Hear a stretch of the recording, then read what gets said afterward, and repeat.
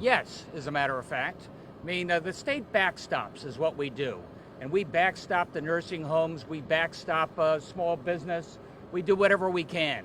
First and foremost priorities for the nursing homes to be responsible for the PPE. Let's face it, we did a lot of backstopping the last few months. And we are now building up our stockpile again. Christine, as you know, it's getting a little more competitive out there again, given what's going on in the other states.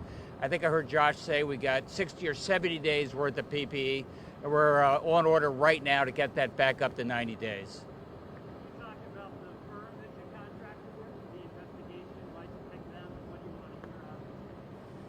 What I can tell you is it's a firm that really is focused on nursing homes. They could tell us best practices from around the country, and they bring an expertise that we didn't have in-house.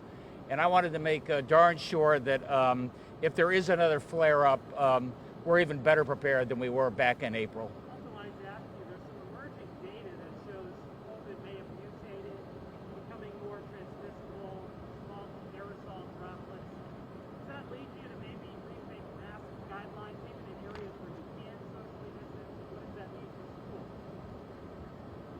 I think it means we're taking a hard look at filtration systems because, again, I think it's much more dangerous inside than outside. I think what we learned from those southern states where we thought maybe the pandemic might disappear when the warm rays of April come along, that didn't quite happen, Mr. President. And a lot of that was because people were inside. And inside, things can circulate given the nature of the air conditioning system and the such. So we are looking at filtration systems from that point of view. I think in terms of outdoor guidance, nothing's going to change that I know of.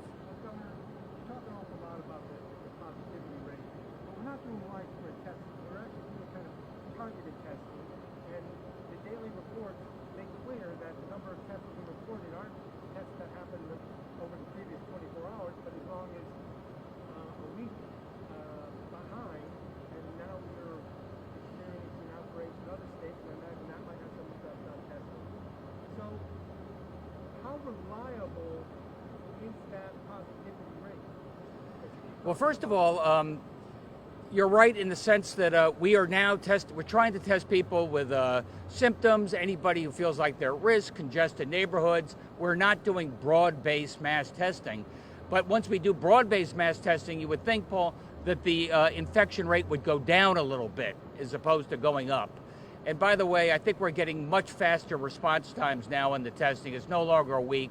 That was a problem, let's face it, 2 or 3 months ago where those test results would go over to California and take us 5 days to get back. That's not the issue now. But we're not doing broad-based testing. We decided to shift away from widespread testing. So, how will we be able to know that? Well, you asked whether it's understating the positivity rate. It's probably overstating it because we tend to be testing people that maybe show some signs of symptoms. On that issue. But I will say, Paul, we're working closely in terms of pooling is another way that for colleges and hospitals and in congregate settings, we'd be able to get an early indication of the potential for an infection. We're looking at a variety of, we're looking at wastewater treatment. We've got the test going on with Yale right now. So there'll be a lot of other ways that we can do broad-based testing without having to do a PCR test for each and every person. I'd like to take a hard look at filtration in schools. First of July, are you talking about hundreds of schools potentially installing filtration systems between now and December? No, I think that's probably more than we can bite off right now, but we have been following the news, to be blunt, over the last couple of weeks about the nature of the airflow inside of buildings and filtration systems. So we are looking at the schools right now to see what we can do in short order to help limit that spread indoors. I'm also hoping for schools we might be able to have some nice outdoor classes in the near term as well, which is much safer, no need for the mask. On the issue of monuments and statues, the town of Windsor is talking about taking down a statue of a guy named John Mason, who led a raid on the Eastern Pequots many years ago. His statue is also up on the state capitol. The same thing. Do you have any position on taking down any monuments at the state capitol that are literally on the state capitol? And are you any position on the John Mason situation?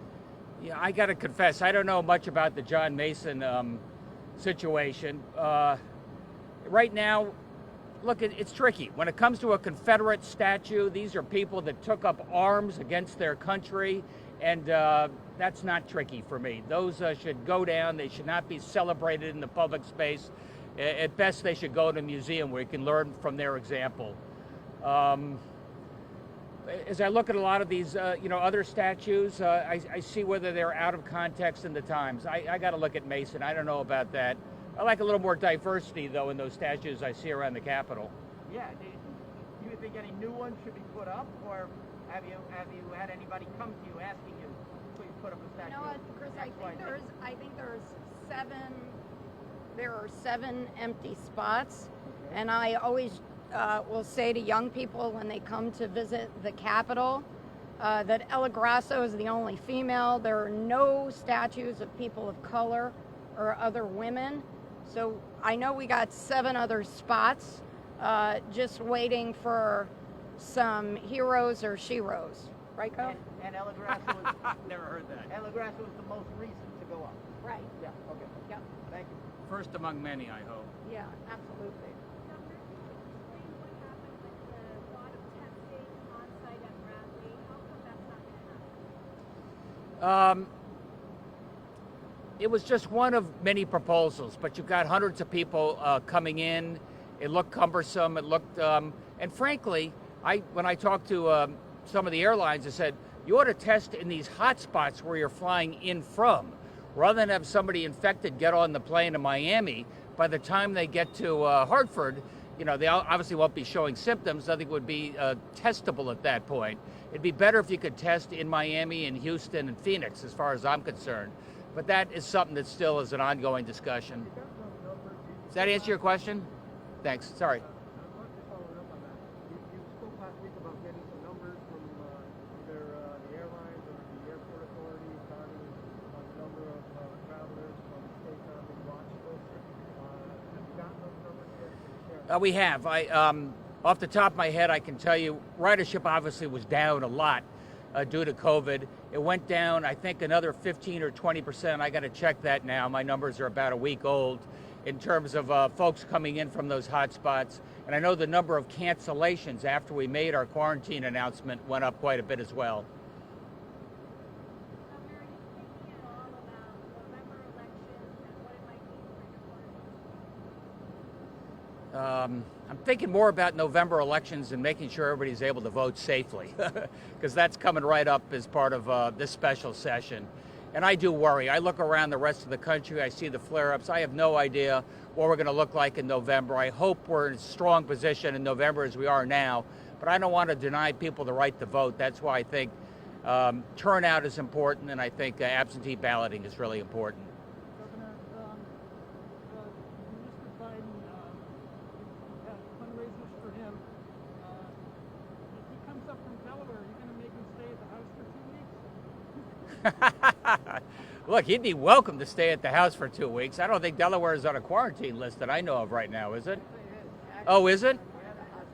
2 weeks, Joe. Come on up. I'd love to entertain you. There's a number of court challenges in the state courts and the federal courts due to executive orders that you have issued.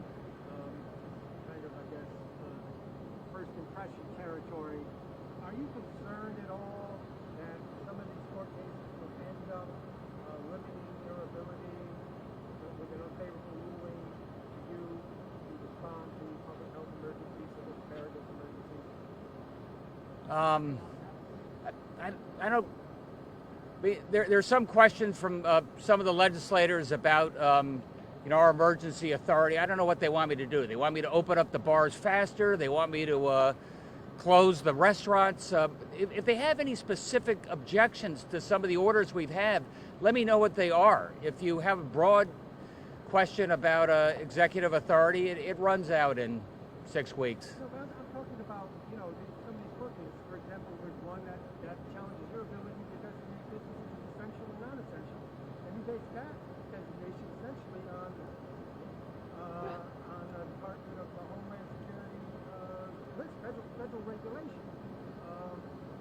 Another has to do with, I guess, your ability to close a business when you think that opening that business might expose people to public health. Look, I think the legislature gave me some emergency powers because we had to be able to react very quickly as that COVID wave was crashing on our beaches. And the legislature's coming into session. If they have some specific objections to how fast I opened or how slowly we didn't open something, let me know what that is. There are a lot of lawsuits. I get sued once a week. I mean, people used to not rail against frivolous lawsuits. Thank you. Thanks, everybody.